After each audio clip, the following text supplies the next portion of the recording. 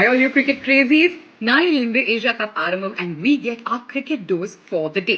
So quickly, மூணு did you knows about Asia Cup உங்ககிட்ட நான் சொல்ல போறேன். And finally, I've got a quiz question for you in the end. So watch till that question and leave me your answers below. Number one, did you know that 16 editions of the Asia Cup India versus Pakistan final நடந்ததே கிடையாது?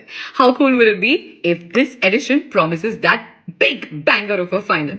ரெண்டாவது, did you know the last time India hosted an Asia Cup on Indian soil was way back in 1990.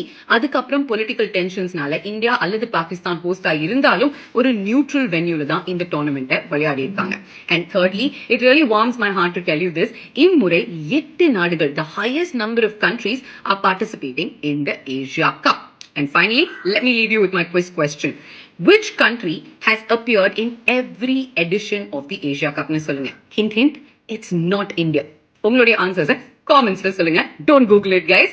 And wishing the Indian team all the very best for the Asia Cup.